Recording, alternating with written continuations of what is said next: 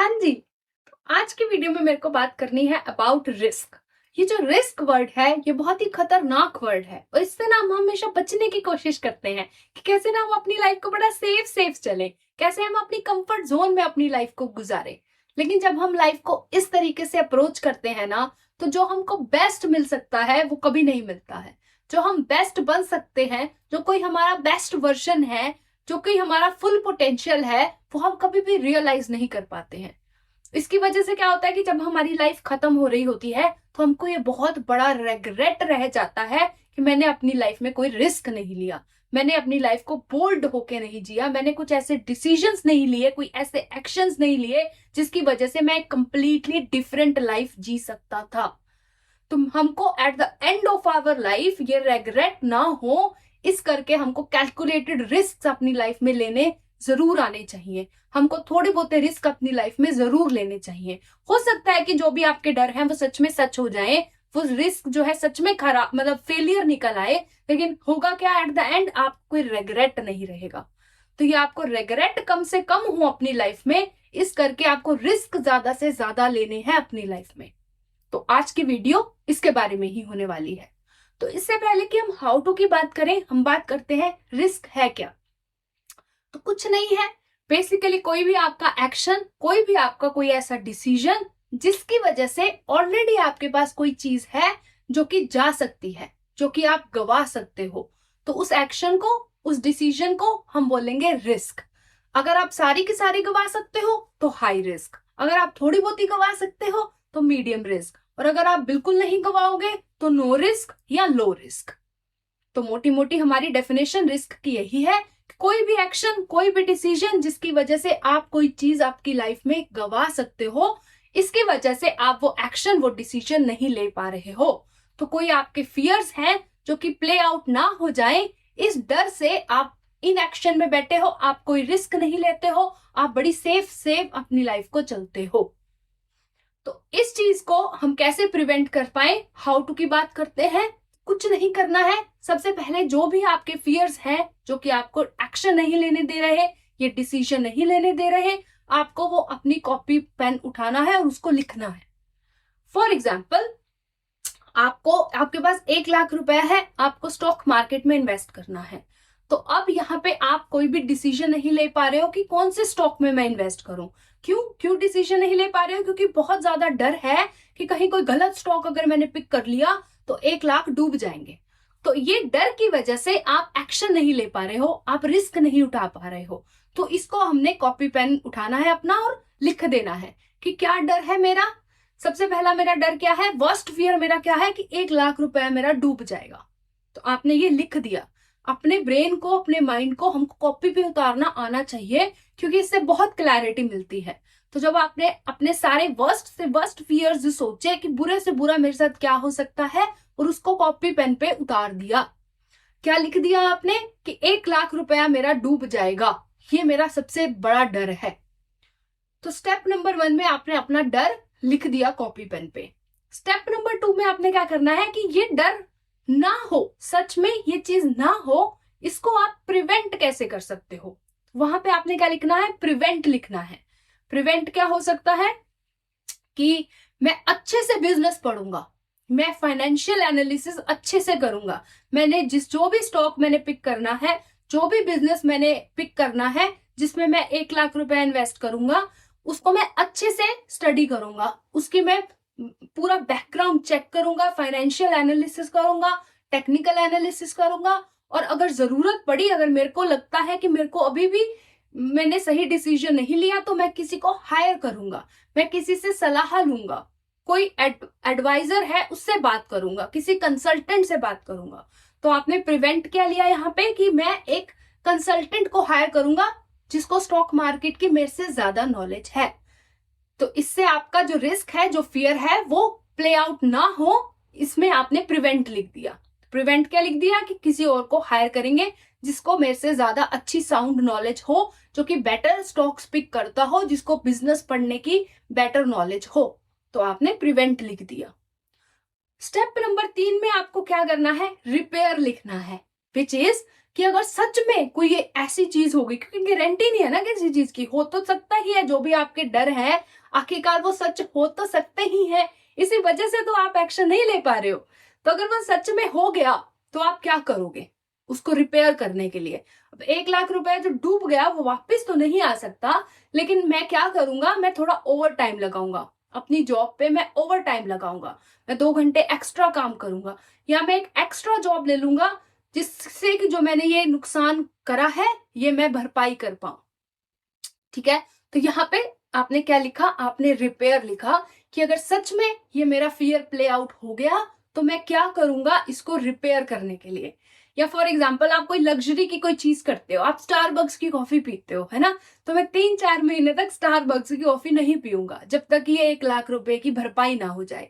तो आपने क्या लिखा यहाँ पे, चुपचाप अपना रिपेयर लिखा कि अगर सच में मैंने डुबा दिए पैसे, अगर सच में ये चीज हो गई तो इसको रिपेयर करने के लिए क्या क्या मेजर्स मैं ले सकता हूं, तो वो आपने वहां पे लिखा। तो जब आपने ये तीनों चीजें करी तो अब आप बड़ा ही कॉन्फिडेंट फील करोगे अपने अंदर से, आपको एक मतलब आप डिसीजन ले पाओगे, आप एक्शन ले पाओगे, आप किसी ना किसी स्टॉक को पिक कर पाओगे, फाइनली उसमें इन्वेस्ट कर पाओगे।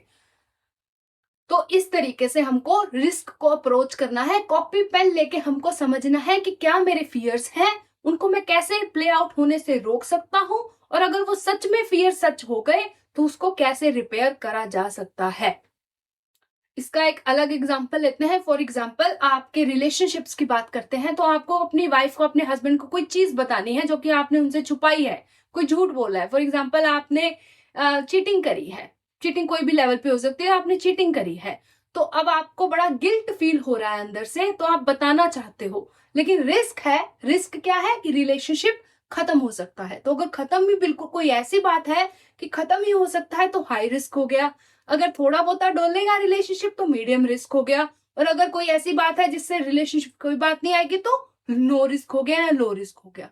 तो अगर आप कोई ऐसी बात बताना चाहते हो तो उसको भी लिख दो।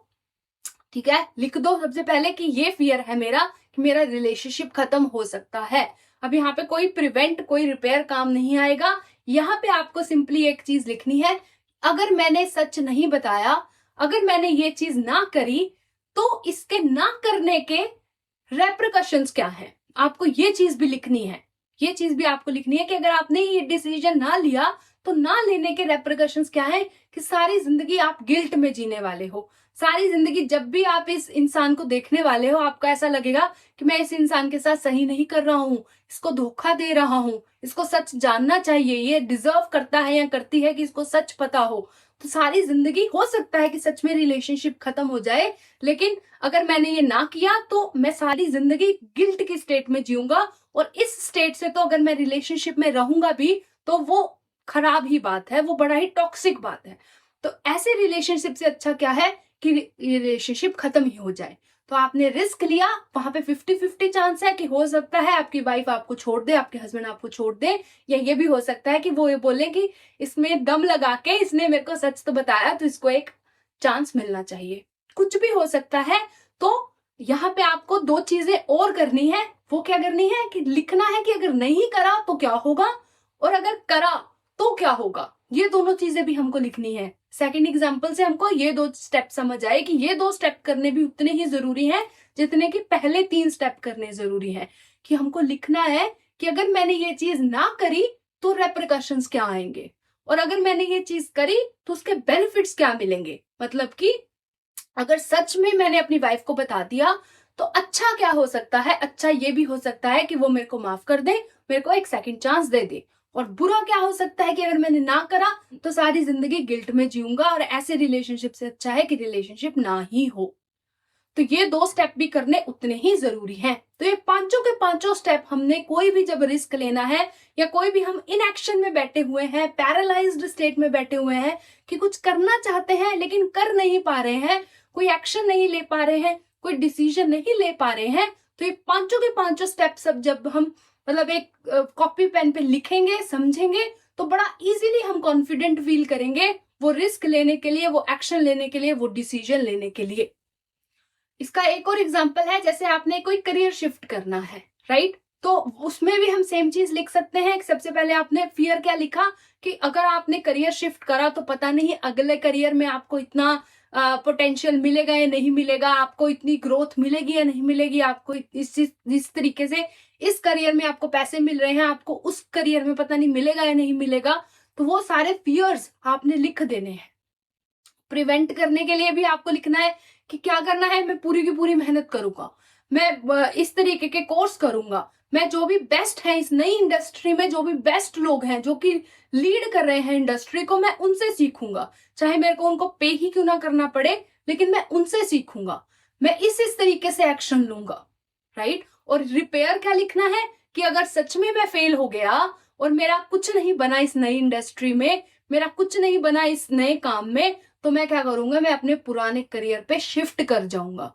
यहाँ पे आपने एक डेडलाइन दे दी कि मैं 1 साल तक ट्राई करूंगा, मैं 1.5 साल तक 2 साल तक ट्राई करूंगा इस शिफ्ट को करने की, इस करियर में मतलब ढलने की। लेकिन अगर मेरे को लगा कि मेरी बात यहाँ पे नहीं बन रही है तो मैं रिपेयर क्या करूंगा कि मैं अपने पुराने करियर में शिफ्ट कर जाऊंगा। 1.5 साल का टाइम है, 1 साल का टाइम है, वो आपने डेडलाइन दे दी, तो वो आपने यहाँ रिपेयर लिख दिया, यहाँ पे अपना प्रिवेंट लिख दिया, यहाँ पे अपने फियर्स लिख दिए। और यहाँ पे भी सेम चीज हमको करनी है कि अगर मैंने ये स्टेप ना उठाया, अगर मैंने अपना करियर ना शिफ्ट करा तो क्या हो सकता है, तो मैं एक बहुत ही मतलब ऐसी जिंदगी जीऊंगा जिसमें कोई भी फुलफिलमेंट नहीं होगी, कोई भी हैप्पीनेस नहीं होगी। क्यों? क्योंकि मैं ये जो करियर है ये मैं अपनी खुशी से नहीं कर रहा हूँ, मुझे नहीं पता मैंने चूज क्यों किया, हो सकता है कोई भी रीजन हो सकते थे जब आपने वो करियर चूज करा हो सकता है पेरेंट्स का प्रेशर हो सकता है आपको सही समझ ना हो, उस टाइम आपने कोई भी एडवाइस ली और उसके अकॉर्डिंग करियर चूज कर लिया, लेकिन आपको अब समझ आया कि इस करियर में तो कोई हैप्पीनेस नहीं है, कोई फुलफिलमेंट नहीं है। तो अगर मैंने कोई डिसीजन नहीं लिया तो इसी तरीके से मेरी लाइफ चलती रहेगी, मेरे को खुशी तो यहाँ पे कहीं पे भी नजर नहीं आ रही। तो रिस्क ना लेना यहाँ पे मेरे लिए सबसे बड़ा रिस्क हो गया। तो समटाइम्स क्या होता है कि कोई ना रिस्क लेना सबसे बड़ा रिस्क हो जाता है, क्योंकि वहां पे जो घिसी पिटी लाइफ आपको मिलती है ना, वो सबसे बड़ा रिस्क होती है। क्योंकि वो जो कंफर्ट जोन है, वो जो कंफर्ट जोन क्योंकि डेथ हो जाती है तो आप जिंदा ही मर जाते हो। समटाइम्स कभी कभी ऐसी जिंदगी हो जाती है हमारी कि हम जिंदा होते हैं लेकिन मरे हुए होते हैं, क्योंकि बहुत ज्यादा कंफर्ट में होते हैं। तो ये रेपरकशंस आपने लिखी कि ये रिस्क ना लेना मेरे लिए सबसे बड़ा रिस्क है। तो मैं कोशिश करता हूं, अगर नहीं बात बनी तो रिपेयर तो मैंने लिखा ही हुआ है, मैं अपने पुराने करियर पे शिफ्ट हो जाऊंगा, वहां स्विच कर जाऊंगा। और बेनिफिट लिखने हैं कि अगर सच में सब अच्छा अच्छा हो गया तो अच्छा अच्छा क्या हो सकता है कि मेरी लाइफ बहुत ही हैप्पीली फुलफिल्ड गुजरेगी। मैं कोई ऐसा काम करूंगा जो करना मुझे पसंद है, जिससे कि मुझे अच्छे खासे पैसे भी आ रहे हैं और मेरे साथ ये अच्छी अच्छी चीजें भी हो रही हैं, ये अच्छी अच्छी चीजें भी हो रही हैं। क्योंकि अच्छी अच्छी चीजें ना हमको माइंड को दिखानी पड़ती हैं। माइंड हमेशा नेगेटिव चीजों की तरफ भागता है, उसको ना गलतियां ही दिखती है, उसको नेगेटिविटी ही दिखती है, उसको फियर्स ही दिखते हैं। तो ये जो बेनिफिट वाला काम है ये भी करना बहुत जरूरी है कि हम माइंड को दिखाएं कि सच में जब अगर हमने ये एक्शन लिया, हमने ये डिसीजन लिया, ये रिस्क लिया, तो अच्छा क्या हो सकता है। तो ये जो 2-3 एग्जांपल हमने शेयर करे, ये है कि हमको रिस्क किस तरीके से कैलकुलेटेड रिस्क अपनी लाइफ में लेने आने चाहिए। और कॉपी पेन को अपना बेस्ट फ्रेंड जरूर बनाओ, क्योंकि जब आप अपने ब्रेन को, अपने माइंड को, अपने फियर्स को, अपने डाउट्स को कॉपी पे लिखते हो तो बहुत सारी चीजें क्लियर हो जाती हैं। जो चीजें बहुत बड़ी बड़ी नजर आ रही होती है हमको अपने माइंड में, वो कॉपी पेन पे बहुत ही ईजी नजर आने लग जाती है, बहुत ही ऐसी नजर आने लग जाती है कि इनका तो सोल्यूशन है, मतलब इनको तो फिक्स करा जा सकता है, इतनी बड़ी चीज भी नहीं है, इनके सॉल्यूशन ढूंढे जा सकते हैं। तो हमको लाइफ को थोड़ा इस तरीके से अप्रोच जरूर करना है, थोड़े बहुत रिस्क हमको अपनी लाइफ में जरूर लेने हैं, ताकि जब हमारी लाइफ खत्म हो तो हमको ये रेग्रेट ना रहे कि हमने अपनी लाइफ को खुल के नहीं जिया, हमने बोल्ड डिसीजंस अपनी लाइफ में नहीं लिए। तो इस वीडियो में मेरे को सिर्फ इतना ही बोलना था। Thank you so much for watching this video and I will see you soon in the next one. Bye bye.